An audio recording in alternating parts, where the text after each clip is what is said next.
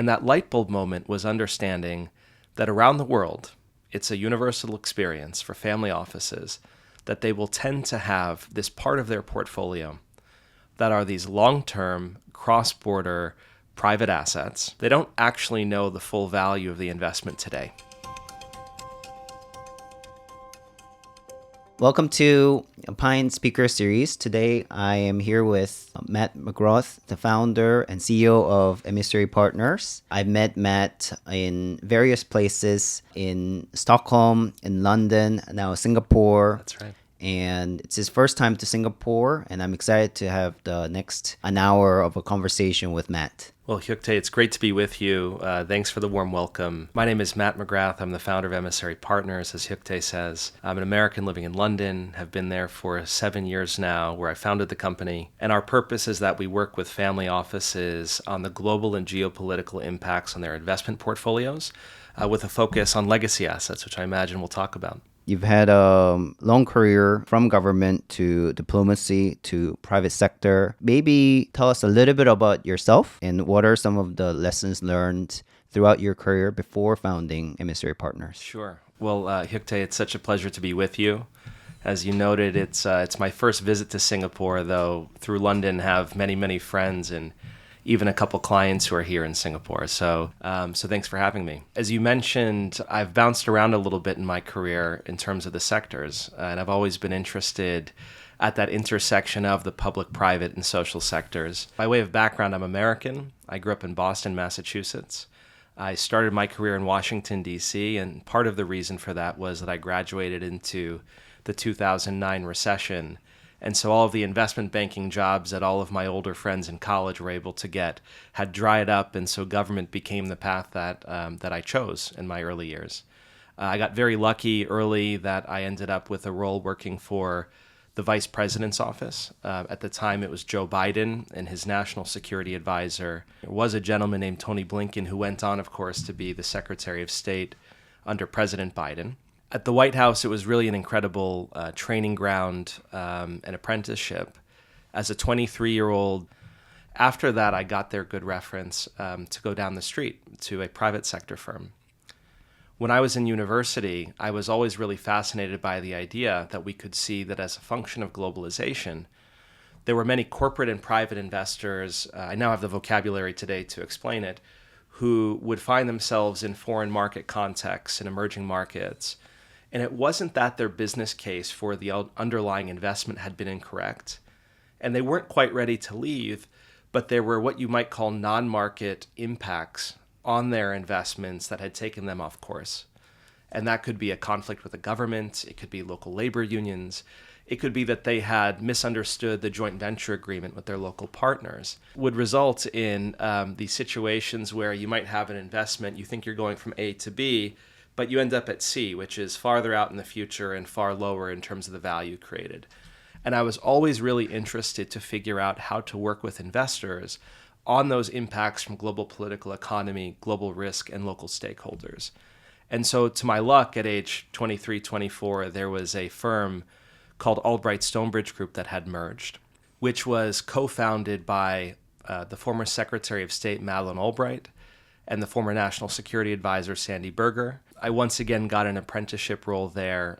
I gave them a 2-year commitment, ultimately stayed 9 years, and it was a wonderful training ground where we were working with some of the leading corporates in the world, foundations, private equity investors, alternative asset managers, and always helping them in one of two ways. Either first, helping, for example, a U.S. multinational enter into China, a third of our business was there. Or, you might be a European company with investments in India, and you had found that there was a conflict with the government over regulatory provisions or tax or a transaction, and helping to problem solve using diplomacy how to right-size that investment or that operation. And so from a young age, that was always my training, was how to work with investors in emerging market contexts, in a cross-border context. And so the upshot for Emissary Partners after that tremendous learning experience, both of those in DC, was to ask the question, well, if you are a family office, and this thesis came about in around 2018, if you're a family office whose assets under management are approaching the billions, that means you're probably in one form or another going to have a cross-border footprint by way of investments, by way of family members, by way of operations and offices. And so the original question with which I started Emissary Partners, before I even had a solution or an answer, was to ask people, how are you as a family office affected in a cross-border environment? And do you have needs around diplomacy and global problem solving? So, Matt, I would love to learn more about Emissary Partners. It has a very interesting value proposition when I first met you. And for the benefit of our viewers, could you explain what the company does and what is the genesis of the idea behind it? So I described a little bit about Albright Stonebridge Group, which still exists today, and I was very lucky to work there for 8-9 years. That firm was the latest at the time in an evolution of geopolitical boutiques that really started with Henry Kissinger. Back in the 80s, Kissinger had left government. He, of course, was one of the first U.S. diplomats to go to China to reopen the relationship with the U.S. And U.S. corporates in that time didn't even know what was happening in China, right? So the advice was at a fundamental level of what had he seen, who had he met, what had he learned. And of course, services evolve over the decades. And so the spirit of Emissary Partners is to provide a diplomatic service for family offices. We like to say that every family office needs their own foreign secretary. And so the long-term purpose of Emissary Partners is to provide advice on the global and geopolitical impacts on the investment portfolio for leading family offices. The question from there when we got started was, okay, so what does that mean in terms of an offering? Where are the needs of the family offices? And so we conducted a listening tour for a couple of years, picking up projects along the way, learning through experimentation with clients, and ultimately understanding where were their scalable needs. And the first unmet need that we found for family offices was the following.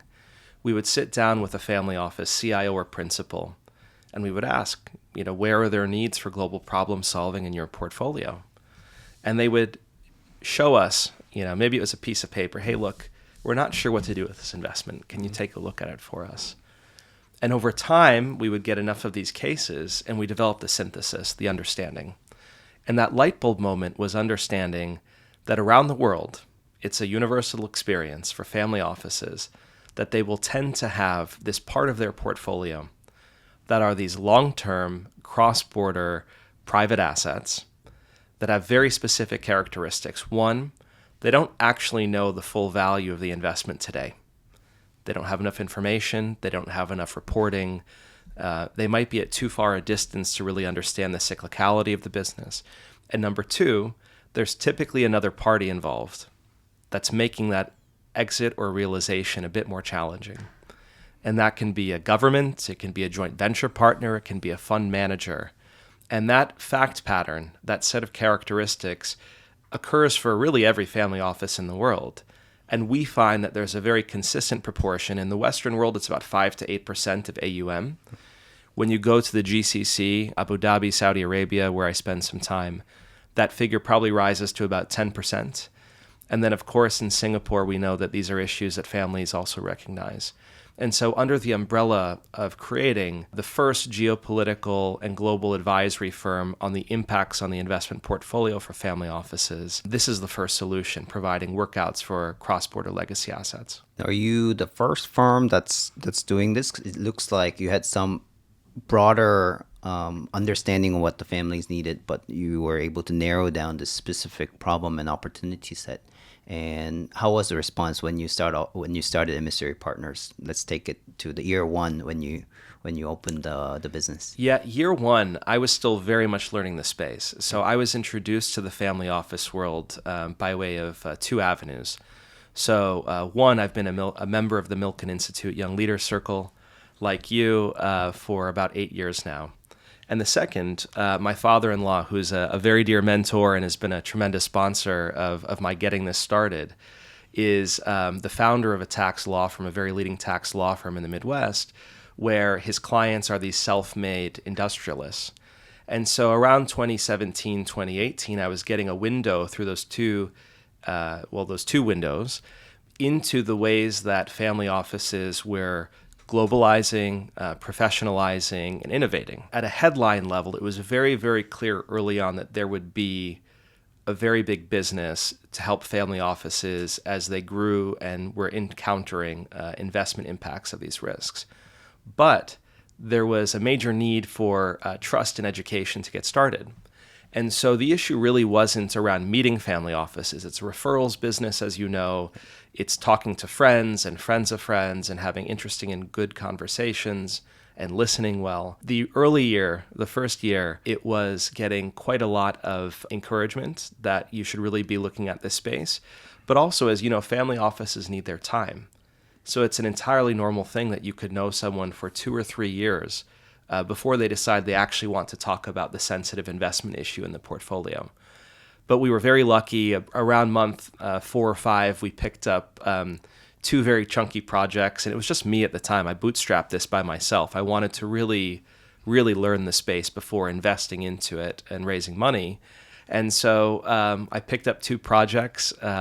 It took up more hours in the day than I had. I had to start bringing colleagues on board to help solve these issues, and we were off to the races. Wow. I want to double click into those cases, but before we do that, the concept of helping families, 1, to talk about their challenges, and 2, planning what are the options for them to solve and exit from these challenges is incredibly challenging and exciting at the same time, because they probably have been sitting on this legacy asset for a very long time. So what would you say are the typical issues that prevent these families from exiting from these assets? And why do they get into these problems or assets investments in the first place from your point of view? Well, let's take that last question first.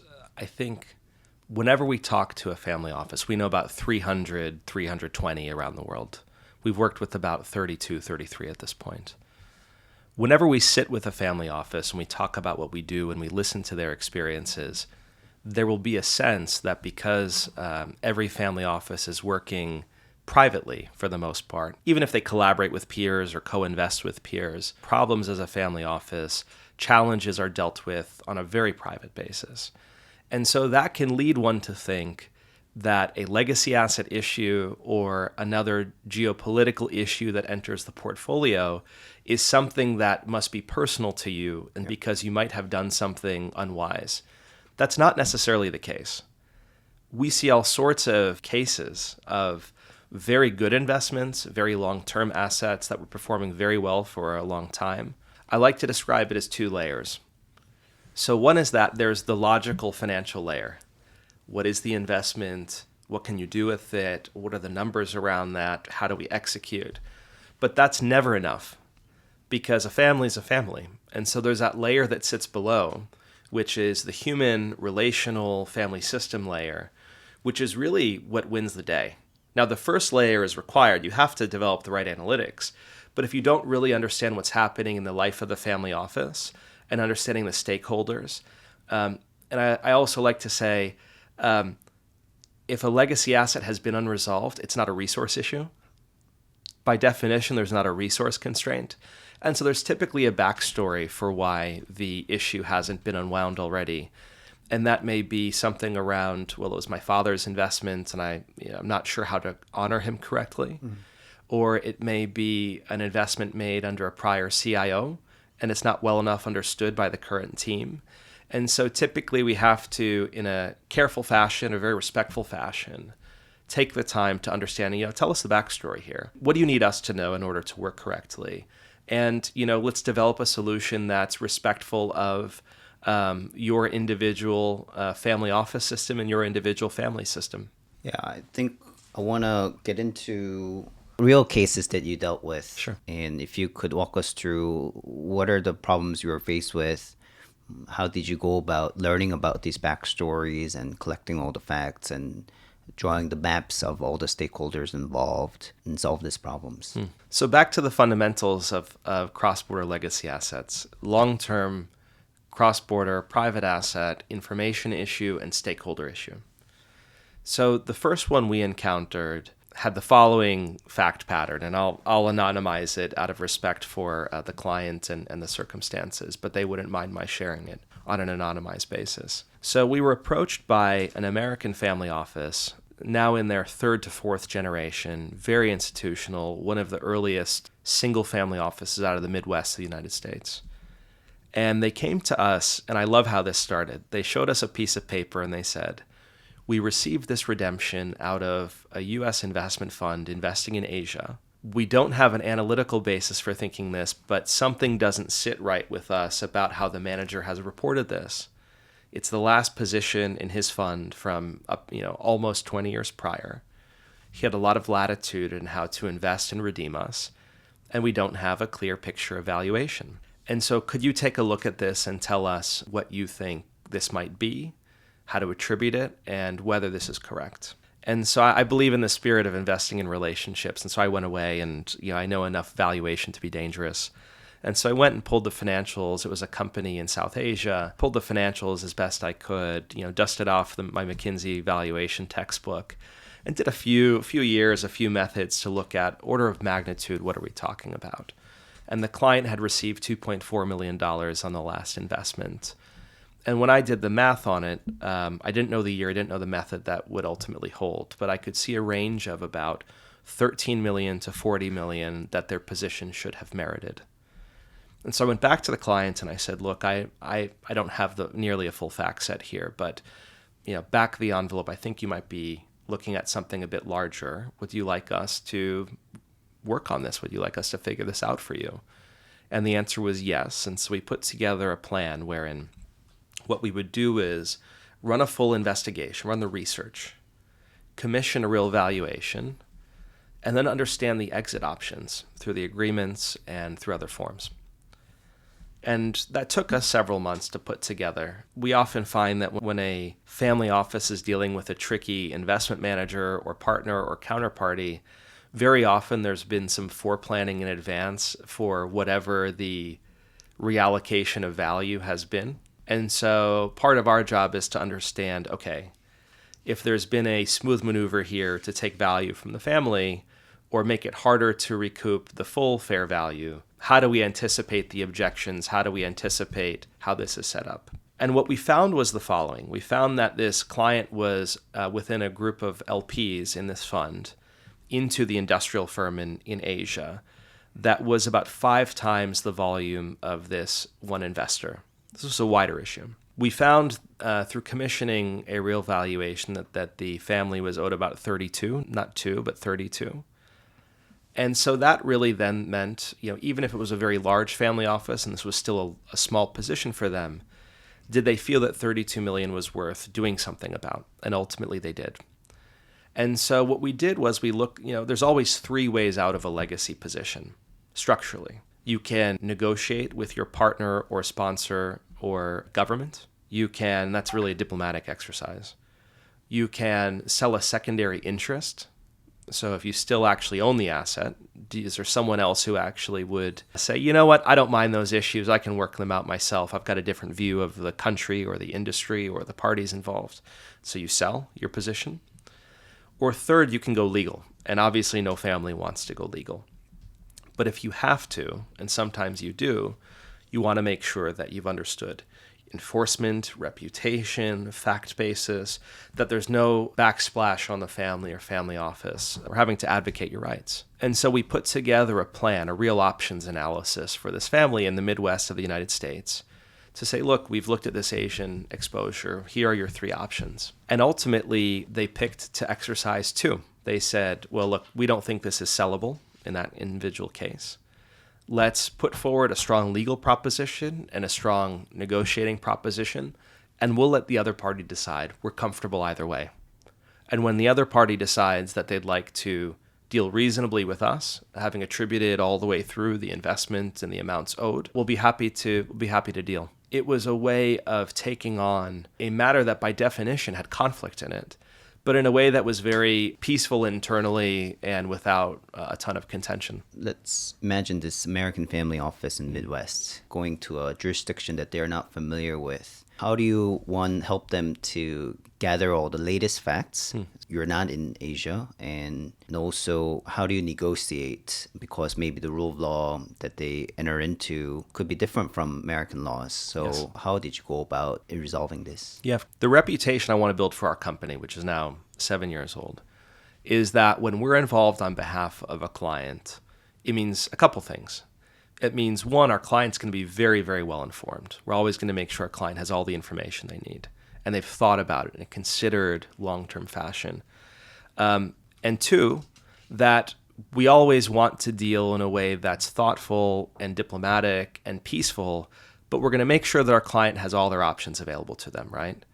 It's a feature of the family office space, you'll know this very well, that for all of the scale and assets that families have, they're very soft targets being pushed around by people who have a higher tolerance for misbehavior. Because for the family, reputation is key. My business partner in New York is the former assistant commissioner of the NYPD for public affairs, former spokesman for the FBI, and he works with families on this aspect, in particular on these challenging issues. How do you define your reputation? How do you protect your reputation when you're dealing with a party who may want to get into the mud? At the end of the day, it really comes down to integrity. So if you're working from an integrity basis, a values basis, a basis where even for all of the privacy and confidentiality in the world that you take measures for, were your actions, were your choices ever to be reviewed in the future, you would proudly stand by them and say, look, we took these decisions for the right reasons, that your children would respect you for it. So that's our starting point for every project. So Matt, I want to switch gears a bit. Fast forward 7 years. How do you see the market right now? How are your clients engaging with you on issues? We're living in a pretty volatile market right now from the inflation perspective, from the geopolitical risks perspective. Should family offices still be investing in cross-border deals? So what is your read on the market and clients' feedback? Well, as with most things, I start from a diplomatic geopolitical point of view. I think that the consensus sort of post-2001 that developed market foreign direct investment into so-called emerging markets, the BRICS markets, that would be without complication. That's obviously broken. We've seen that in the last couple of years. And there's really a question now, which is, are we looking at the decoupling of countries long-term that had been tied together through mutual growth in the last 20, 30 years? Or are we looking at short-term volatility in those relationships that endure? And it's really hard to know. I think my premise is that capital is like water. It flows downstream. You cannot unwind globalization in the very long term. You can't do it. But we are seeing geopolitical shifts affecting those bilateral financial relationships. So a great example is U.S.-China, probably the most prominent example. In U.S.-China right now, you've had 20, 30 years now of Western investors going into virtually every asset class in China, and in particular taking private positions or investing with growth managers. And now in the U.S., we hear from family offices asking, well, what do we do with these positions? And it's really a question of, do you have a long-term view on China? No one questions the China growth story. It's going up. And what happens if something goes wrong? Who do you call? And it used to be conventional wisdom, because it was true, that between the U.S. and China, if you were a private investor from the U.S. and something had happened in one of your assets, you could pick up the phone, you could go make a meeting with MOFCOM, make a meeting with the embassy. There was enough goodwill in the bilateral relationship that you could probably work it out. You'd have the confidence you could work it out. And where we sit today, that's not necessarily the case. So you see American investors slowing down their investments in China and withdrawing. So I think one of the lessons that we have for today is to follow the bilateral relationships. By contrast, when we talk to family offices in the Gulf, UAE, Qatar, Saudi, as well as obviously here in Singapore, there's a very different view of that long-term bilateral relationship with China and the ability to work through complexity. And so I think that one of the lessons for family office investors these days is think about how in this world, where bilateral relationships are realigning, which ones are advantageous to you and which ones are actually working against you today? And do you think that in 20 years' time that those relationships will endure? Because they'll give you headwinds or tailwinds for your own portfolio. I want to flip the question around because after my trips to Europe and US this summer, a lot of family offices have told me horror stories of these legacy assets that they were stuck in various parts of developing markets, some in Asia, some in other parts of developing markets around the world. My last question would be, it's your first time to Singapore. What are your thoughts on Asia? Asia is big. However, Singapore as a sort of your base or starting point to expand your businesses. What are some thoughts you have, assumptions you have, or wishes you have for Asian market? So I come in with as few assumptions as I can possibly hold. Except I do know that in the long run, when we look at our business, there are at least 4 hubs where we know that we need to be located. So one is U.S. East Coast. 2 is London, where we are headquartered and we're founded. 3 is the GCC, Gulf Cooperation Council, so Abu Dhabi, Riyadh. And 4 is Singapore, not necessarily all in that order. Singapore is very clearly the economic capital of Asia at this point. We, as I mentioned, we have a couple firms that we work with here already. We've got many friends by way of London and US who are Singaporean. And it's been an extraordinarily warm welcome from EDB and a couple of the sovereign funds to encourage us to really take the time to understand the local landscape. So we don't come in with many assumptions, but with a lot of interest, with a long-term view, and understanding that Singapore is going to be really critical for us, both in serving clients who are based here, who have global footprints, and also thinking about Singapore as one of those crossroad cities, those fulcrum points, where when we're working through stranded assets or legacy assets in Asia, this should be the hub for it. SIAC, the Singapore International Arbitration Center, is located just across the street. We've got the maritime hub, the financial hub, the private banks are here. And so we really see the ecosystem in Singapore for helping investors do diplomacy better. Any other comments, things you wanted to say that we left out? I think one of the reasons why I've always enjoyed spending time with you, Hyuk-tae, is I think that what we're seeing in the family office world is that obviously at a headline level, we read about the volume of capital that's going to transition to the next generation, and in particular the millennials. What excites me about the work you do, the work we do, is I think we're starting now to see that infrastructure building for millennial global family office and family group principles, where they have their own peers and they have their own advisors who can grow with them and take a 20 or 30-year view.